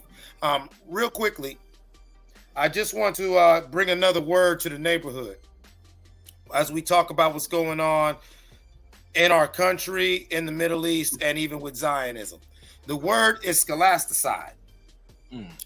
Scholasticide, by the Merriam-Webster's dictionary, is the systematic destruction of the educational system and the infrastructure within a war-torn area or community, i.e., what they're doing.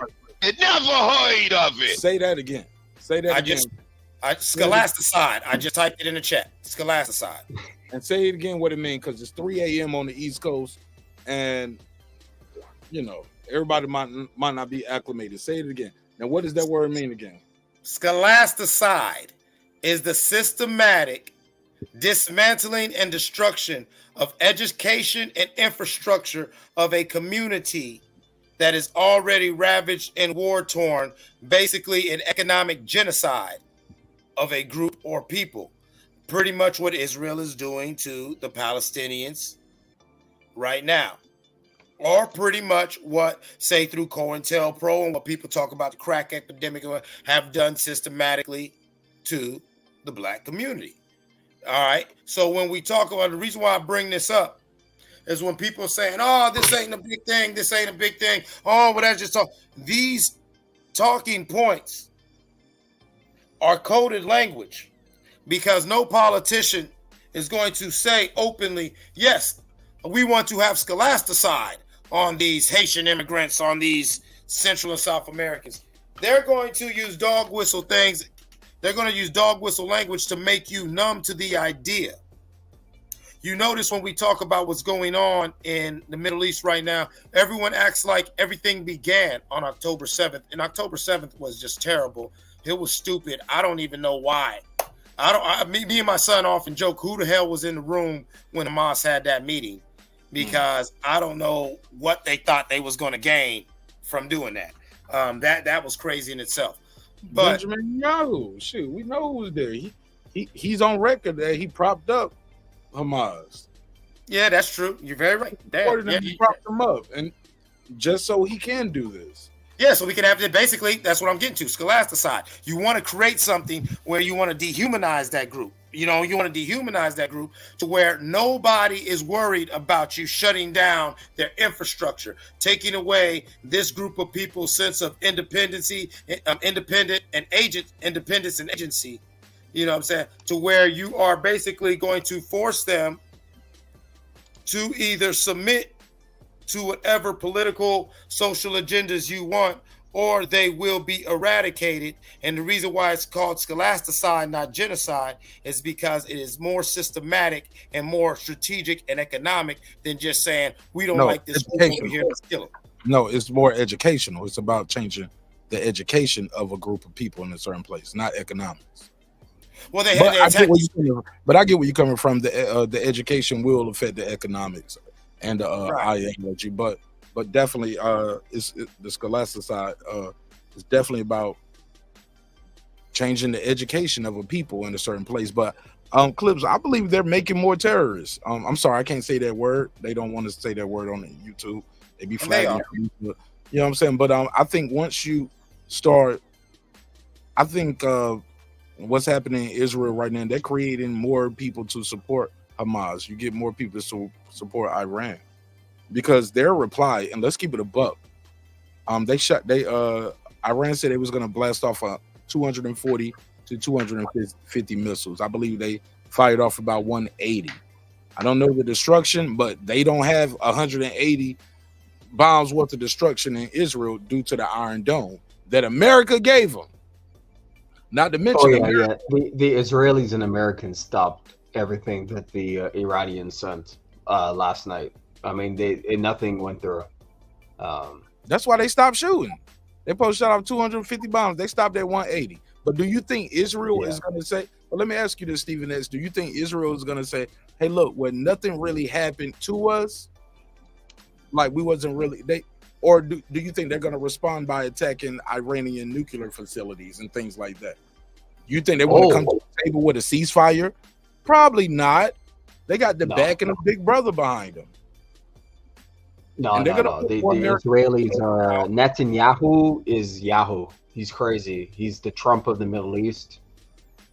Biden can't influence him. These people, I've met Zionists, man, in New York City. These people are the most. I've never met.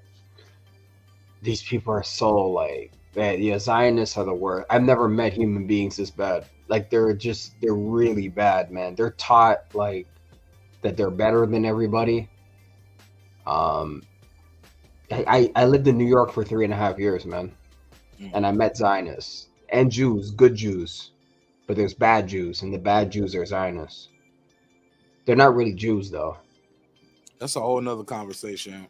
I know, but they'll try to probably snatch the channel and the chain off of that too, because they'll say, "Oh, that's anti-Semitic."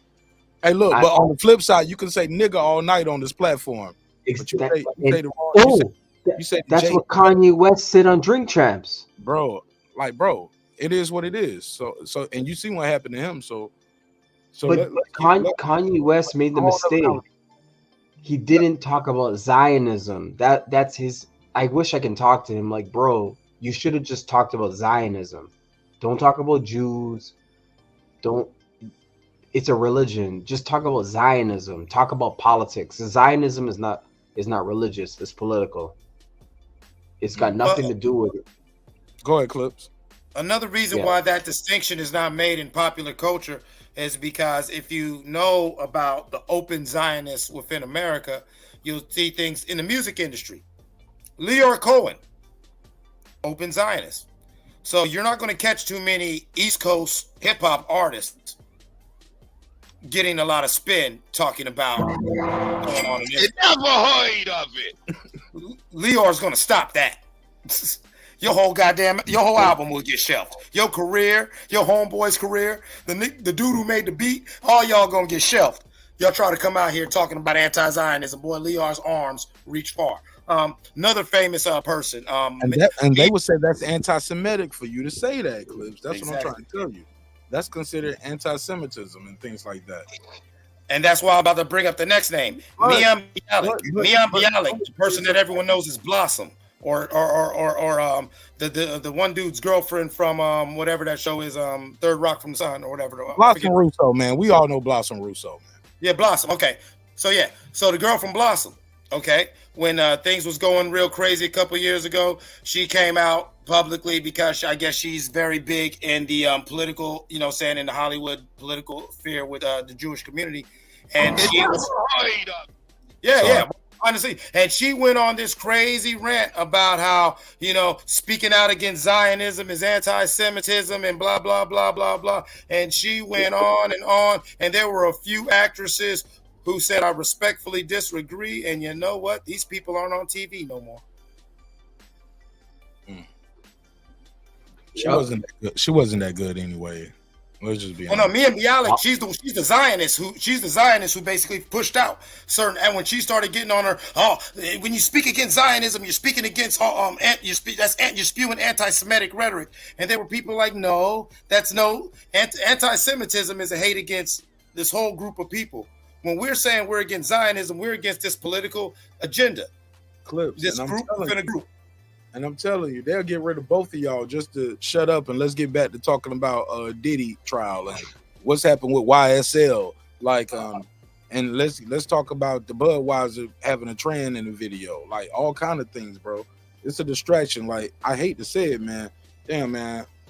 I hate to say it, man, but because you got the entertainment industry is bad, man. Like, bro, it's not the entertainment industry neither. It's this thing right here. If you say things what they are sometimes, and what we are seeing happening in real time overseas, they will snatch your chain. In the words of my boy BVO Boxing, they will snatch your chain. Right. Stop talking. You talking too much. Let me we'll just do this right here, y'all. Right. And then they'll put a federal case on you. Then they'll put a federal RICO case on you or something. Yeah. They don't even got to do that. They can just silence you. They can just say you're bad for business, but also or classify what you're saying as hate speech. But you're just speaking what is real, what is on the TV. Like, it's no reason why. It's no surprise. How about that? Why you don't hear certain people speaking out what's happening between Israel and Palestine and what's happening over there on the Gaza Strip. They'll just say, well, Hamas is using human shields and Israel has the right to protect themselves. Bro, you and I can't do on the street what Israel was doing. You get what I'm saying? Like, I can't say, hey, look, Stephen X did something wrong to me, so I blew up his whole house. What about his wife, kids, and everybody was in there? Yeah, he was using them as a human shield. But he killed my family. So, like, we can't do that. Right. We can't do that. And believe it or not, people don't like to believe this, but there are rules to war. People always say, it's no rules to war. There are rules to war. Because these countries have, quote unquote, agreed to certain rules. The Geneva Conventions. Come on, bro. So even if we have conflict, it's a way we can and should go about. Like, there is proof over and over again that Israel is violating human rights. They're violating the Geneva Convention, Code of Conduct, war ethics. They the thing they did with the pagers. Like, bro, you put bombs in the supply chain. You tainted our supply chain. 2,000 pagers with at least anywhere between 1 and 2 ounces of explosives in them was sent through our supply chain. What if something went wrong that day and one of those things just popped by themselves and boom, boom, boom, boom, boom, boom? What if that shipment didn't go to Lebanon and it went to somewhere else because of a shipping error? And they got pagers, but they didn't get the pagers you sabotaged. And the sabotage pagers ended up in France. Or in Cali, or in Chicago, anywhere, bro. Like, come on, bro. They violating, bro. And it's like, and it just blows my mind that everybody's okay with your tax dollars going towards Israel, because like the homie said in the, well, I can't say homie, he's not my homie. Like the caller or the person in the chat said, well, yeah, just give it to them. It's their stuff anyway, and who cares? They're Muslims, so what? Like the built-in hate for Americans, for Muslims, so-called Christians too, right? Supposed to be Christians. Won't even let these people live in peace. Because even in this country, Muslim American citizens have a hard time from Christian Muslim Americans. Like, last time I checked, man, like, First Amendment is the First Amendment. You get what I'm saying? Freedom of expression, freedom of religion, freedom of speech. Let that person worship whatever God they want to. Go to work, go home, do your job, and go home and take care of your family. You get one vote. If that person running for election, you don't want to vote for him, don't vote for him. Vote for the other person. You get what I'm saying? Like, I get what you said. Like Mark, what kills me with that ideology is a lot of these people, even like this Black Zach Dub, who's, you know what I'm saying? Like, that sounds good, but that's historically not true. Do you know why they were fighting in the Crusades? Was because Saladin and the Muslim armies were protecting Jews, Muslims, and non-European Christians, because when the Crusaders came, all they saw was brown people. They didn't know if he was Muslim or Christian. They saw a brown person with something on their head. He didn't know if it was a kufi or a yarmulke. He said they're different. I'm talking about when Baldwin and them first came into Capolonia, which is now Tel Aviv or whatever like that. They said the blood was up to a horse's bridle in certain city streets. They were just killing people. That's what the Crusades were about. All right, when you want to spread that lie about Muslims want to get you, first of all, Muhammad. Reacting in real time to the chat. Don't react. No. I'm speaking in general, not just him. But no, but you keep Muhammad, peace be upon him, lived under the protection of Christians and Jews for most of his life. In fact, it was Christians who first acknowledged him as a prophet. His wife Khadijah's uncle was the first man who said La ilaha illallah, la ilaha Muhammadan Rasulullah. And he was a Christian. Okay? When it started getting crazy for Muhammad in Medina and Mecca, guess what? He lived in Jerusalem under the protection of Jews. These people weren't in this deep conflict. This conflict that you keep lying to other people because you've been lied to, saying they've been fighting for thousands of years. No, this is stuff that only happened in the late 1800s, culminating in the formation of the Jewish state in 1948-49. The real 49. history, 49. Yeah. The real history of conflict in the Middle East was people of that region, people from that region fighting Europeans coming into that region, because once the Europeans came, they wanted to go on these pilgrimage. They wanted to go on pilgrimages to the Middle East and see the Holy Land. But when they went there, they were like, nah, we want to do it like this. You know, like I said, do you know how many Arab Christians there are? There's a whole group called Mosqueranos all through the Middle East. There are many Arab Christians. Oh my God. Yeah, Christianity is a global religion. Like, whoa. So you saying, oh, well, they're Muslim. Do you know most of them Syrians, especially that part of Syria and Lebanon, these are Christians. Yeah, his name is Ali. Yeah, his name's Muhammad, because that is a common name. Muhammad's probably the second or the third, probably even the first most common name in the world. Not all people named Muhammad are Muslims. These are Christians. Round. Go ahead, Stephen X. Man, no, y'all are cooking, man. Like, man, this topic, man, like, yeah, I mean, I got a lot to say, but everything's connected. Nothing happens in God's world by mistake. So I just feel like everything this election season, in my mind, I'm a New Yorker, even though I don't live in New York anymore. So I look at what's going on in New York. I look what's going on in America, the world, and we're in for a doozy. Y'all better get prepared. There was a caller, that caller that was like pro-Trump. I mean, he was saying some stuff. I agree with like preparing, food and water and all that stuff. We live in the South, so Clips, you're in the Midwest, but like we live in regions where, like, look, Asheville, North Carolina. You heard what's going. Like, I've been to Asheville. Right. I'm in shock. I've been there. Like, I'm like, what the hell? So yeah, food, water. Yeah, and I told my moms, like, just go vote early. Don't go vote on election day. Stay in the house on election day. Because it's October, so the whole October surprise, quote unquote. What you think of that? I mean, it's not going to change the election, man. It's already whoever is going to win, it's already been determined already. Really? Yes. It's already been determined. Nobody.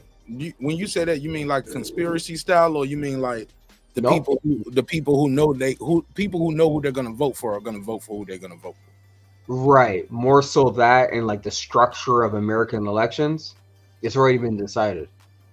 Or it's already been determined if everyone gets out to vote that Kamala's gonna win. Oh wow. Okay. Kamala's gonna win. You know that, right? I'm listening, bro. I don't know what's happening, bro. This is a close election. No, it's not. It's very close. It's very close. I'm not one of those people who don't believe the polls. I'm gonna let you know. Okay. They say a Democrat needs to be like win by 5 points to win. That's because of the electoral college. You can win the popular vote. You can have a popular vote, but you lose the electoral college. That's what matters, bro. That's what matters. I know. So I know. Also, with the climate that's going on in the Middle East, I'm of a firm belief. If we go into a full-scale war and we got boots on the ground, and I mean heavy boots on the ground before this election, and we in an all-out war in support of Israel, she's gonna lose. And she's gonna lose bad because people will blame the current administration. Like, wow, we in a war and my husband just got deployed, my cousin just got deployed. I blame Biden for this, and I blame Harris too. Even though that's not her decision to make. This is danger, bro. We're in dangerous times right now. And it's not all because of, well, who was in office the last 4 years? That's a shallow mind way of thinking about where we at in global politics. You have to go back to like when Trump was in office, when he tore up the Iran nuclear deal that Obama put in office just to spite Obama. You get what I'm saying? Or if it was something more sinister in play that we don't know now. I'm just letting you guys know when people do things at this level, they don't do it for 1, 2, 3, or 4 years, how most of you guys think in the chat. They don't do it for the price of gas.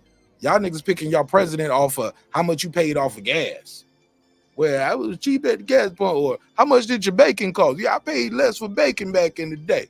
Bro, when these people make laws and put these things in play, they for 40, 50 plus years, man. That's the game they play. They playing the long game. It ain't about me, it's about my grandkids. So I think they playing a different game, bro, and I do not. But if the election was held today, yes, I think Kamala Harris will win. But I do not know what's going to happen over the next 30 days. That's when, and look, it was a time we thought Hillary had it sewn up, and then something happened with the I remember the Mueller with the investigation. It was Comey. It was Comey. Comey. I got it. It was Comey. Comes out, FBI, and says, yeah, we looking into this Hillary Clinton laptop. That hurt terribly, Hillary's campaign. Because it made a lot of people wonder, what the hell is up with this laptop? What's going on with this laptop? Not to mention, her vice president candidate wasn't a person that we was more popular about. He wasn't a Tim Walz for that campaign or a JD Vance for that campaign. He was just a guy. Most people in the chat probably can't even tell me who was Hillary Clinton's running mate. Let's see who does that first. Tim Kaine.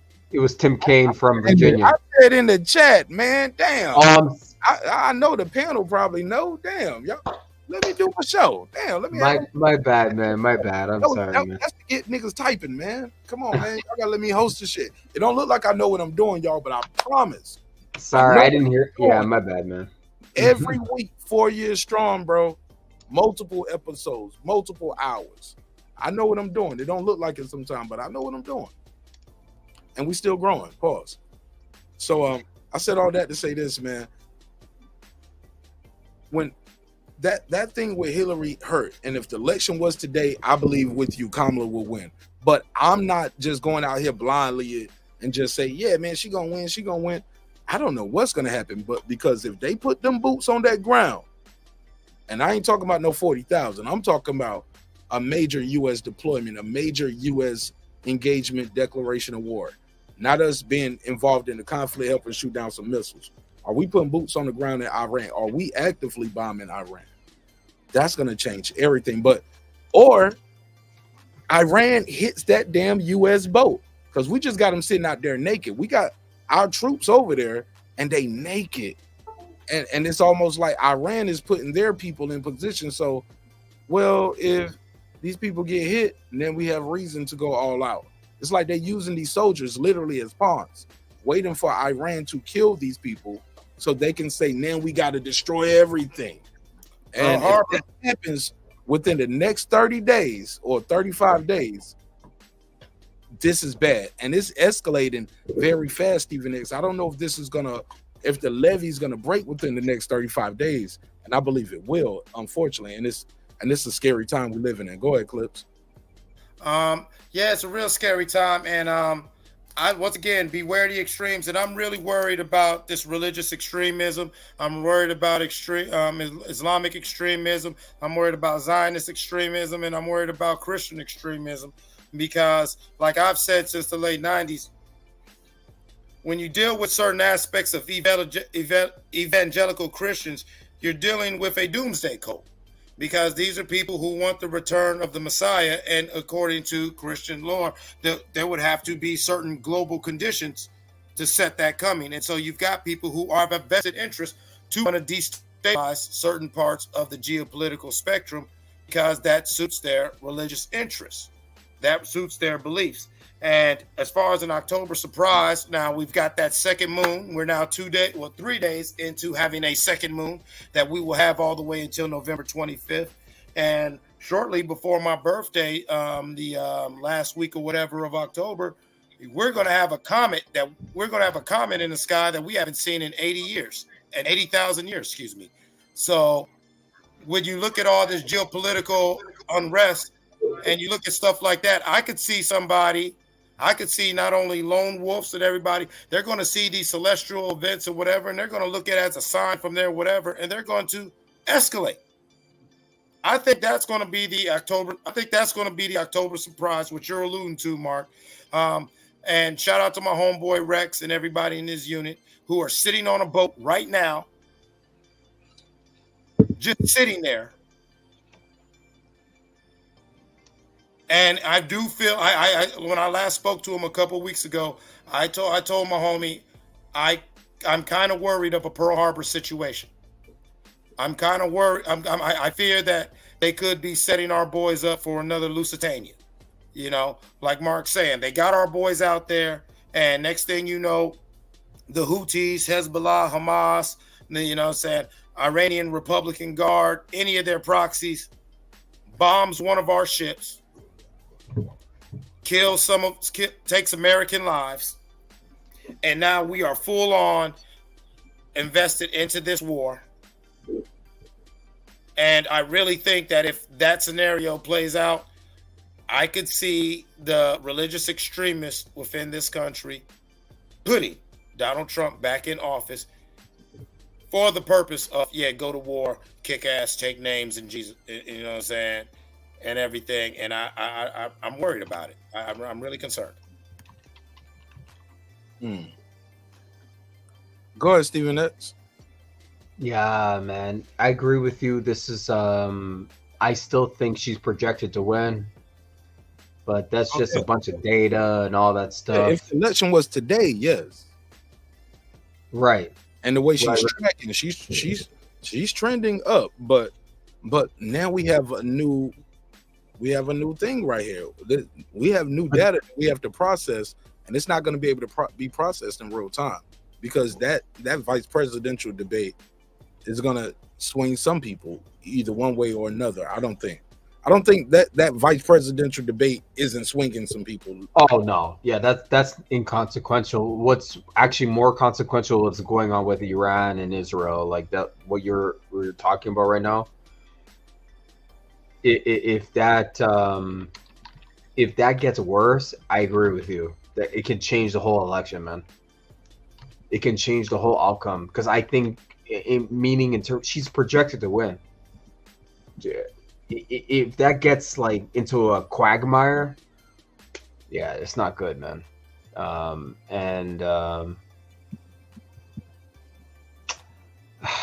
It doesn't matter if she wins or loses, man. I just don't think it matters. It matters to me. Well, the problem is this guy's a sore loser, so he doesn't know how to lose or win gracefully. It doesn't whether he wins or he doesn't know how to do it gracefully. Bro, homie didn't even show up for the inauguration. Come on, bro. Like, you talking about big baby. He won't even show. Like, he was the president. When was the last time the former president didn't show up for the inauguration? Like, come on, bro. Like, he's so immature. Man, New York. He's a New York trust fund baby. He's a New York trust fund baby. There's a lot of them out there. So right, Stephen X, you're familiar with these New York types, and like I tell people, I gotta get y'all on the members only real quick. We gotta end the live stream, man, because I want to keep y'all up here real quick. But I think you're gonna say something dope that I really want that though. On that members only shit real quick, because I got a couple minutes, but I got to keep this live, bro. I said I want to keep it under 4 hours. We was at 4:12. We're at 4:45. Let's just get a quick final thought. Stephen S, put your email in the private chat. Clips on. I just put it. Hold what you got real quick, because I want to do a bonus episode for the members only real quick, and I only hold y'all for 15 minutes on that. But let's do a quick bonus episode. But Yeah. He's a New York trust fund baby, bro. So hold what you got. Clips, go ahead. Wrap it up. Okay. Final thoughts, Clips. My final thoughts is once again, it was refreshing to see some civility within political discourse. So I do want to commend both vice presidential candidates for that. Regardless of who you support and how you believe, let's remember that we are Americans first, and also we are all human beings. Let's stop this tribalism. Let's stop this religious extremism, okay? Because somebody doesn't call God by the same name that you call them, that does not justify the genocide and the destruction of them. What's going on in the Middle East is deeper than just a country having a right to defend itself, because at this point, this is going beyond self-defense.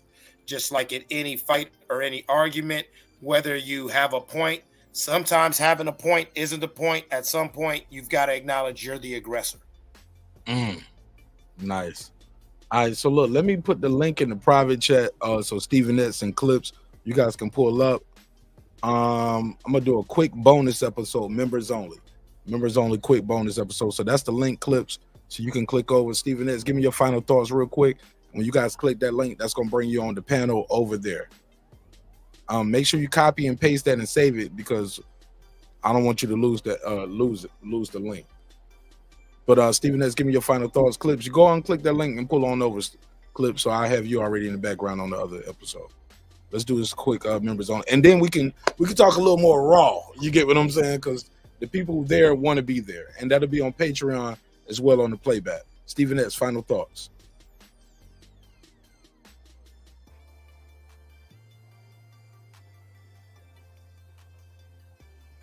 Go ahead, Stephen X. Final thoughts. I was muted. Yeah, there's no winner or loser for this debate. It was basically two boxers standing in the ring posturing, but shit to me. Pardon me? Hurt me to say it, but Walz lost this to me, because if I was a person on the fence in the middle, right? And I was just looking at Donald Trump like he's a crazy lunatic, I would look at J.D. Vance like, well, I trust J.D. Vance to do the right thing, even if Donald Trump falls short. He pulled the Mike Pence tonight. He pulled you guys can trust me to keep him, to be the final word. And he did it all the way up until the end, Stephen X, when he couldn't admit that Donald Trump lost that election. And that's when I was like, but I gotta remind myself but I gotta put myself in a position I'll never be in life, right? I gotta put myself in the mind of a white voter, mind of a female voter, white female voter, white male voter, black female voter. You get what I'm saying? I'm gonna be a black male voter until I die, Stephen X. Or until they catch me with them bricks. No, I'm joking. I ain't got no bricks. But you get what I'm saying, bro? Like, I can't change. Hey, look, even if I was to do one of these people, like, bro, you can't change.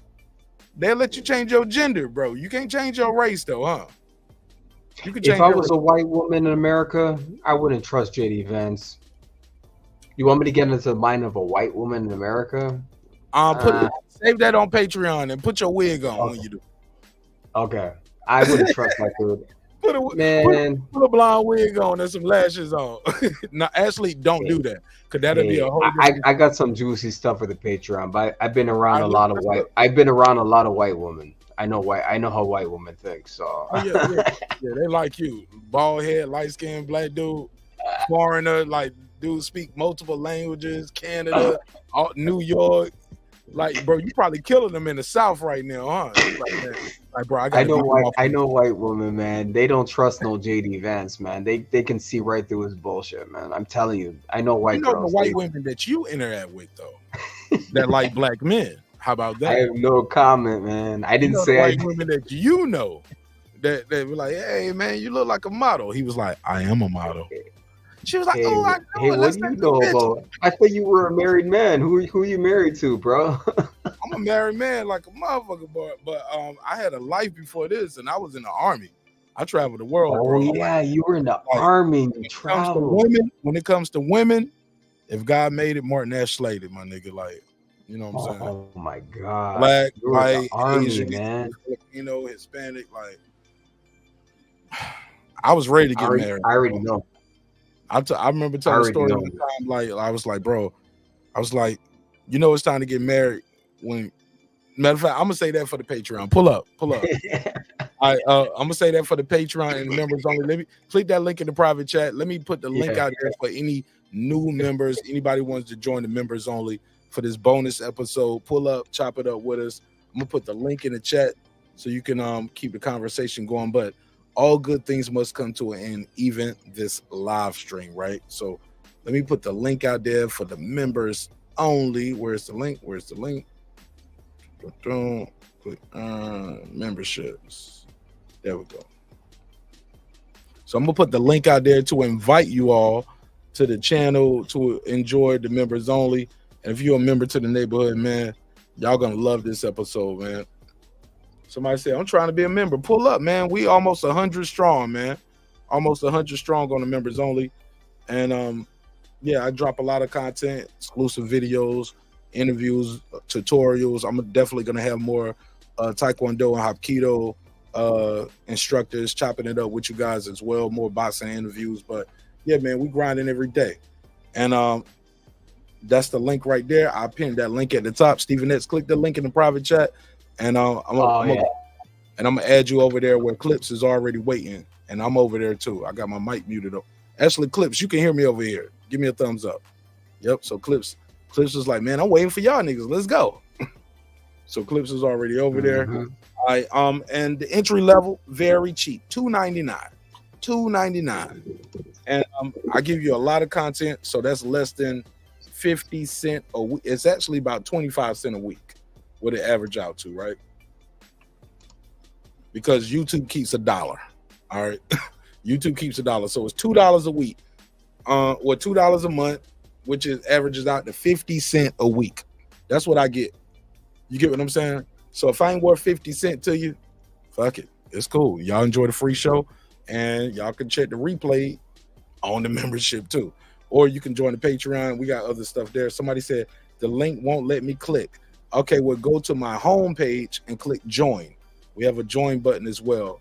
But you got to click the link twice. But if you just go to my channel and you'll see, or go to any of my other videos that I have uploaded, it's a join button right there. Click that join button and you can join the conversation. But in the meantime, in between time, Stephen S., I'm going to click you off here. I see you already on the other live, ready to get started. Actually, it's going to be a members only video. So thank you for your time. Thank you for your energy. Thanks for allowing me the opportunity to entertain you all this evening. Hopefully you are thoroughly entertained. Tomorrow is Wednesday. Matter of fact, I got to do a show tomorrow because after tomorrow, everybody would have saw the debate, but also I have some other content we got to discuss, right? But definitely look out for the members only link. Thursday, I probably won't do a show. Thursday because Thursday night I will be in the gym and I have to spar on Thursday. So I probably won't be doing the show on Thursday. If so, it'll be a daytime show. So love y'all. Hope you love yourself. If not, guess what? God loves you. So does Martin Ash in the neighborhood here, Breaking Beats, where we break down business, entertainment, art, technology, sports, anything else you and I feel like talking about. It's a hip-hop political sports show with a comedy twist. We like to let the jokes fly. You know why life is serious enough. Life is getting very serious in American politics. So stay locked in, stay tuned in. I will see you on the next episode. Hey, look, dreams require sleep. Goals require your effort. Go out there and get your goals, man. I'm on to the next episode. Hey, look, sometimes we're going to agree, sometimes we're going to disagree. But one thing's for certain, two things for sure, homeboy. Homegirl, never forget this. I built this shit. Me. Brick by brick. And I'll be damned if I let you tear it down just because you don't like the way another nigga talk. And I mean that. Drive, homeboy. Hey, it's Antonio Tarver champion. You watching Mark Nash at Breaking Beach. I usually don't do drops, but I'm going to give you one, bro. I'm going to give you one. I love you, champ. Mark, can you hear me? I can. Let me, can you mute your mic real quick? Use the private chat. Let me close this shit out because everybody else can hear you too. This that squad side. This is mad now.